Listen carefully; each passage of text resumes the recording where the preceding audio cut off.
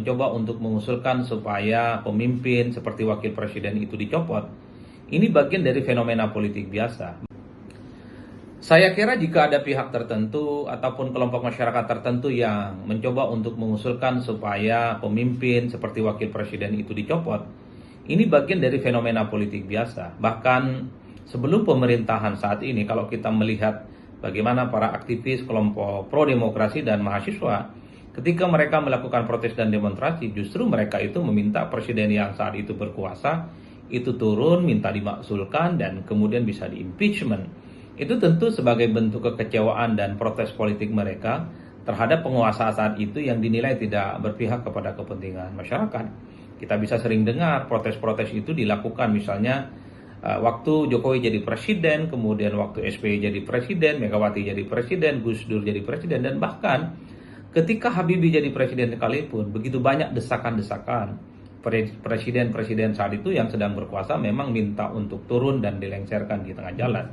Itu tentu sebagai bentuk ekspresi kemarahan yang mungkin menurut mahasiswa dan kelompok aktivis itu tidak sesuai dengan nafas demokrasi.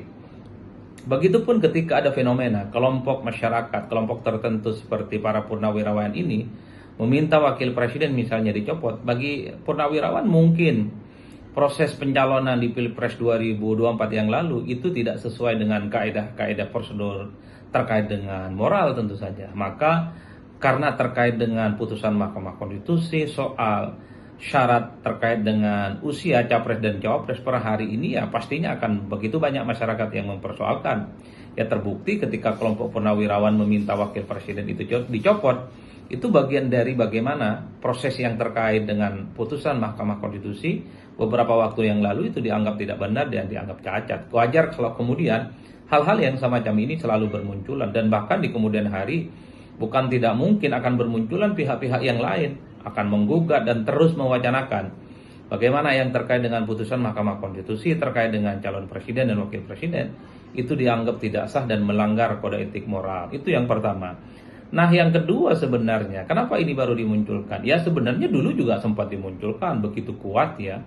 Bahkan ada protes, narasi, dan petisi-petisi yang kemudian menolak yang terkait dengan putusan Mahkamah Konstitusi terkait dengan syarat calon presiden dan wakil presiden. Jadi bagi saya purnawirawan yang hari ini menggugat soal wakil presiden dicopot sebagai buntut dari putusan Mahkamah Konstitusi, itu protesnya bukan hanya ini saja. Sejak dulu ini sebenarnya itu dimunculkan. Tapi memang secara politik ini kenapa kembali dimunculkan? Mungkin tidak terlepas karena Gibran saat ini bukan lagi sebagai anak presiden misalnya, tapi hanya sebatas wakil presiden yang mungkin posisi politiknya di negara itu, di negara ini tentu tidak sekuat yang dimiliki oleh presiden di Republik Indonesia. Jadi inilah yang kemudian membuat sepertinya para purnawirawan ini menyampaikan begitu banyak seruan-seruan yang salah satunya adalah meminta wakil presiden itu dicopot ya. Ini kan sebenarnya narasi politik ekstraparlamenter. Tapi yang ketiga bagi saya bukan perkara gampang sebenarnya untuk mengganti posisi wakil presiden ataupun mencopot wakil presiden. Di undang-undang kan disebutkan bahwa presiden ataupun wakil presiden itu bisa diberhentikan, dimakzulkan kalau dianggap melanggar konstitusi, terlibat tindakan korupsi ataupun penyuapan ataupun tindakan-tindakan tercela yang lain. Ini hal-hal yang tidak mudah. Per hari ini kan tidak ada persoalan yang kemudian bisa menjerat wakil presiden Republik Indonesia. Dan bahkan untuk mengusulkan bagaimana pergantian wakil presiden itu kan prosesnya ada di parlemen, terutama di MPR dan DPR. Jadi jalan ceritanya DPR itu mengusulkan kepada MPR bahwa misalnya wakil presiden itu punya masalah, wakil presiden itu misalnya terlibat ataupun melanggar konstitusi. Tapi sebelum mengusulkan kepada MPR, DPR itu meminta fatwa kepada Mahkamah Konstitusi apakah yang akan disampaikan kepada MPR itu betul-betul melanggar hukum, melanggar konstitusi, dia misalnya dianggap bagian dari melanggar sesuatu yang sifatnya tercela, baru kemudian dipersoalkan di MPR. Jadi prosesnya agak panjang dan dijelimet. Oleh karena itu bagi saya, sekalipun ada desakan supaya wakil presiden itu diganti, ini kan sebenarnya tidak terlampau ngefek terkait dengan situasi politik yang ada di parlemen. Karena bagi saya yang bisa mengusulkan apakah presiden ataupun wakil presiden bisa diganti sesuai dengan Undang-Undang Dasar 1945, itu kewenangannya ada di DPR, diusulkan oleh DPR ke MPR, Tapi sebelum diusulkan kepada MPR, minta tafsir dulu kepada Mahkamah Konstitusi. Kalau melihat ini semua memang sulit secara konstitusional bahwa wakil presiden itu bisa dicopot. Saya kira di situ menurut saya.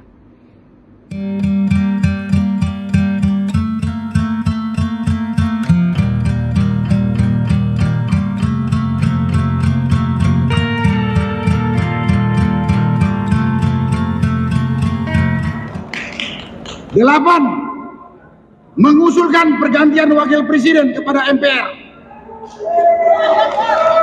Karena keputusan MK terhadap pasal 169 huruf Q Undang-Undang tentang Pemilu telah melanggar hukum acara MK dan Undang-Undang Kekuasaan Kehakiman.